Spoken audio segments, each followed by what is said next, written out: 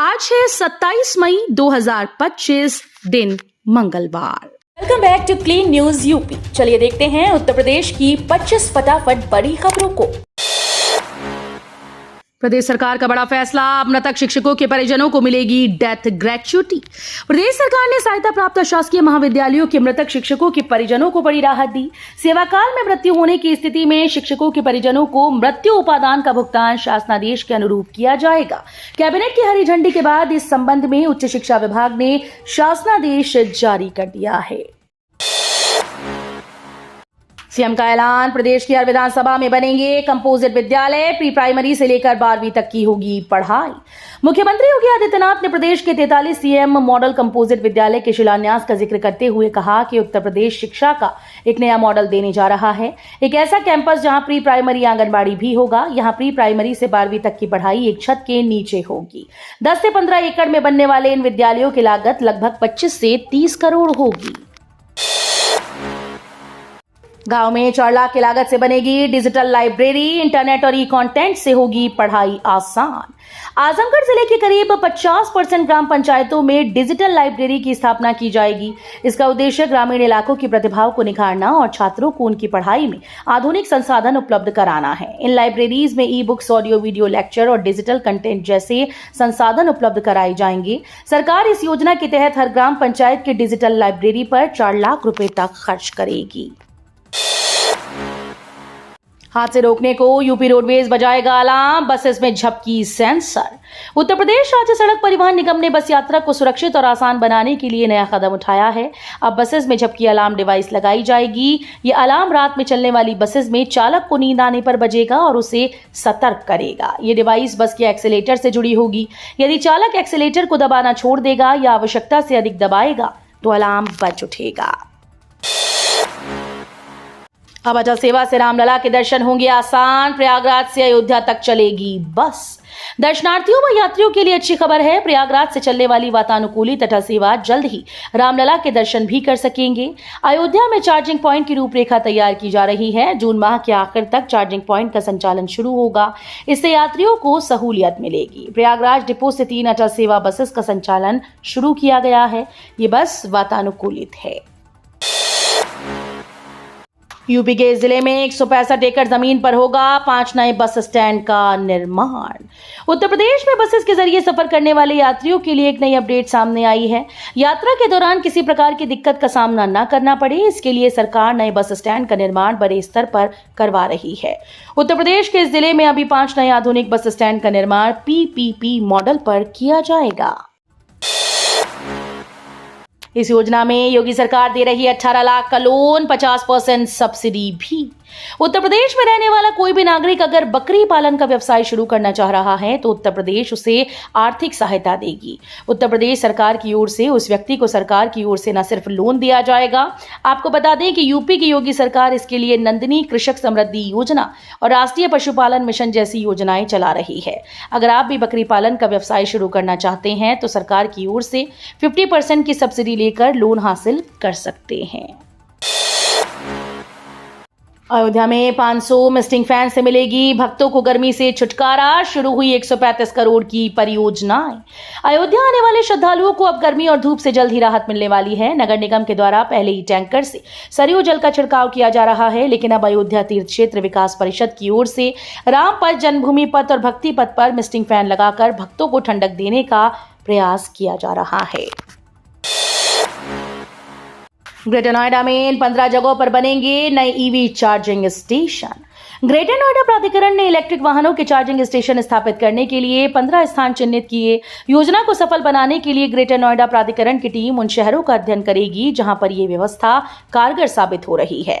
इसके बाद टेंडर जारी किए जाएंगे। उत्तर प्रदेश सरकार इलेक्ट्रिक वाहनों को बढ़ावा देने के लिए चार्जिंग स्टेशन स्थापित करने पर जोर दे रही है।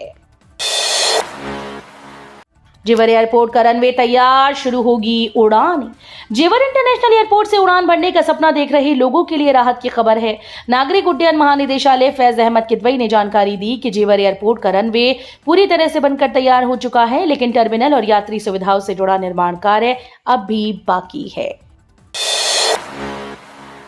सीएम योगी ने 487 करोड़ सीधे अभिभावकों के खाते में भेजे 66 अभ्युदय विद्यालयों का।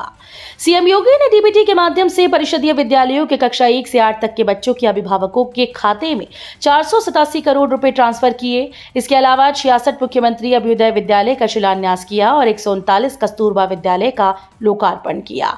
इसके साथ ही विद्यालयों के प्रधानाचार्य को टैबलेट व प्रशस्ति पत्र भी प्रदान किया गया। कांग्रेस ने बना ली यूपी चुनाव 2027 की रणनीति, नेताओं को मिल सकता है टिकट। उत्तर प्रदेश विधानसभा 2027 चुनाव को लेकर सभी राजनीतिक दल अपनी अपनी तैयारी में जुट गए। वहीं कांग्रेस पार्टी ने प्रदेश में अपनी सियासी रणनीति को धार देना शुरू कर दिया। इन तैयारियों में पंचायत चुनाव में नेताओं की भूमिका एक अहम रोल अदा करने जा रही है। यूपी कांग्रेस ने अपने नेताओं को साफ कर दिया कि अगर विधानसभा चुनाव में टिकट चाहिए तो पहले अपने क्षेत्र में पार्टी के उम्मीदवारों को पंचायत चुनाव में बड़ी जीत दिलाने के लिए मेहनत करें। ग्रेटर नोएडा की सोसाइटी का बुरा हाल, कहीं 2 तो कहीं 3 घंटे नहीं आया पानी। Greater Noida west Panchsheel greens one society में रविवार को 2 घंटे पानी नहीं आया। छुट्टी के दिन लोग कपड़े नहीं धो पाए, घर की साफ सफाई करने से भी वंचित रह गए। जानकारी करने पर बिजली फॉल्ट होने से दिक्कत आने का पता चला। इसको लेकर नाराजगी जताई और विरोध किया तो प्राधिकरण अधिकारियों से शिकायत करने पर समस्या का समाधान हुआ। प्रयागराज से रामेश्वरम और बेंगलुरु की सीधी ट्रेन की बंधी आस। प्रयागराज से रामेश्वरम और बेंगलुरु के लिए सीधी ट्रेन की आस बंध गई। इन 2 शहरों के लिए प्रयागराज से सीधी ट्रेन शुरू किए जाने की तैयारी है। उत्तर मध्य रेलवे के प्रयागराज मंडल ने इसका प्रस्ताव मुख्यालय को भेजा। वहीं ट्रैफिक लोड की जानकारी मुख्यालय से मांगी गई। यूपी में मायावती के लिए खुल सकती है नई राह, कांग्रेस नेता के बयान से सियासी हलचल तेज। कांग्रेस सांसद इमरान मसूद ने यूपी में समाजवादी पार्टी के साथ गठबंधन को लेकर बड़ा बयान दिया, जिसके बाद इंडिया गठबंधन को लेकर सवाल उठने लगे। उन्होंने कहा कि अगर कांग्रेस सपा से अलग होकर चुनाव लड़ेगी तो पार्टी ज्यादा बेहतर प्रदर्शन करेगी। इसके साथ ही उन्होंने 2027 में बहुजन समाज पार्टी के साथ गठबंधन करने की बात कही। काशी में पहली बार 3000 मंत्रों से चिकित्सा शुरू, पहले दिन पहुंचे 42 मरीज। मंत्रों की शक्ति को जन जन तक पहुंचाने के लिए काशी में पहली बार मंत्र चिकित्सा की शुरुआत हुई है। 21 दिवसीय मंत्र चिकित्सा शिविर में 3000 मंत्रों से रोगियों की चिकित्सा होगी। रोजाना 3 घंटे 14 मिनट के सत्र में मंत्र विशेषज्ञों ने रोगियों को रोग के अनुसार मंत्रों का जाप आरंभ किया। सुबह 1.5 घंटे और शाम को 1.5 घंटे के सत्र में ध्यान, योग और प्राणायाम के साथ मंत्र चिकित्सा आरंभ हुई। नगर निगम की जमीनों से हटेंगे कब्जे, ब्लूप्रिंट तैयार, सड़क किनारे अतिक्रमण से मिलेगी राहत। शहर में नगर निगम की संपत्तियों पर हो रहे अवैध कब्जों को लेकर अब प्रशासन ने कड़ा रुख अपनाया। वर्षों से कब्जा हो चुकी कीमती जमीनों को खाली कराने के लिए निगम ने विस्तृत ब्लूप्रिंट तैयार किया। खाली भूमि की पहचान कर उनके उपयोग और पुनः अधिकार को लेकर कार्य योजना बनाई गई है। 5 जिलों में युवाओं को मिलेगी अत्याधुनिक जिम की सुविधा। प्रमुख संवाददाता 5 जिलों में युवाओं को अत्याधुनिक जिम की सुविधा मिलेगी। सोमवार को खेल और युवा कल्याण राज्य मंत्री गिरीश चंद्र यादव ने ऑनलाइन माध्यम से इन अत्याधुनिक जिम का उद्घाटन किया। लखनऊ में गुरु गोविंद सिंह स्पोर्ट्स कॉलेज, इटावा के स्पोर्ट्स कॉलेज सैफई और कानपुर देहात, हरदोई व फर्रुखाबाद के स्पोर्ट स्टेडियम में ये सुविधा शुरू की गई। अयोध्या काशी की तर्ज पर बनाया जाएगा तामेश्वरनाथ धाम। मुख्यमंत्री योगी आदित्यनाथ ने अयोध्या और काशी की तर्ज पर बाबा तामेश्वरनाथ धाम के भव्य कॉरिडोर के निर्माण की सोमवार को घोषणा की। उन्होंने महाभारत कालीन पौराणिक स्थल तामेश्वरनाथ धाम में आयोजित कार्यक्रम में करीब 1,500 करोड़ की परियोजनाओं का लोकार्पण और शिलान्यास किया। इसके बाद आयोजित जनसभा में कहा कि अब देश बदल चुका है। यूपी में बिजली संकट के संकेत, 29 मई से अभियंताओं का अनिश्चितकालीन कार्य बहिष्कार। उत्तर प्रदेश की बिजली व्यवस्था एक बार फिर से संकट की ओर बढ़ रही है। पूर्वांचल और दक्षिणांचल विद्युत वितरण निगमों से जुड़े करीब 5000 बिजली अभियंताओं को Uttar Pradesh power corporation limited ने नोटिस जारी कर दिया है। ये नोटिस उन कर्मचारियों के खिलाफ है जिन्होंने 29 मई से अनिश्चितकालीन कार्य बहिष्कार में शामिल होने की घोषणा की। सीएससी पर आने वाली गर्भवती महिलाओं को दिया जाएगा नाश्ता, एनएचएम ने जारी किया आदेश। प्रधानमंत्री सुरक्षित मातृत्व अभियान के तहत सीएससी पर आने वाली गर्भवतियों को नाश्ता स्वास्थ्य विभाग देगा। अभी तक माह में सिर्फ 1 दफा नाश्ता दिया जाता था। नई गाइडलाइन के अनुसार अब माह में 4 दिन लगने वाले सत्र में ये नाश्ता मिलेगा। इसका आदेश एनएचएम ने जारी किया है। यूपी के मंत्री राजभर बोले, अकेले लड़ेंगे पंचायत चुनाव, साथ रहने पर कम सीटें मिलती हैं। योगी सरकार के कैबिनेट मंत्री व जिले के प्रभारी मंत्री ओम प्रकाश राजभर सोमवार को 1 दिवसीय दौरे पर सुल्तानपुर पहुंचे। यहां मीडिया से बात करते हुए ओपी राजभर ने पंचायत चुनाव पर कहा कि पंचायत चुनाव छोटे चुनाव होते हैं। जो कार्यकर्ता विधायक नहीं लड़ सकता, MP नहीं लड़ सकता, वो पंचायत चुनाव लड़ सकता है। प्राथमिक विद्यालयों में लगेगी रामायण वेद की कार्यशाला, हाईकोर्ट ने लगाई मोहर, जनहित याचिका खारिज।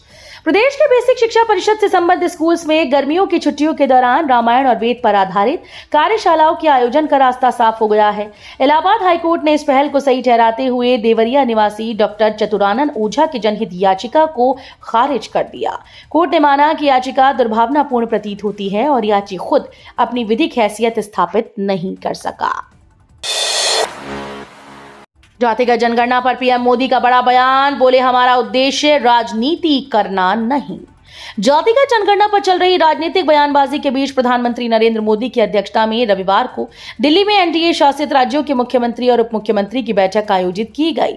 इस बैठक के दौरान प्रधानमंत्री नरेंद्र मोदी ने जातिगत जनगणना को लेकर टिप्पणी की। उन्होंने कहा कि जाति जनगणना करने के सरकार के फैसले का लक्ष्य जाति की राजनीति करना नहीं, बल्कि इसका उद्देश्य तो समाज के पिछड़े तबके का उत्थान है।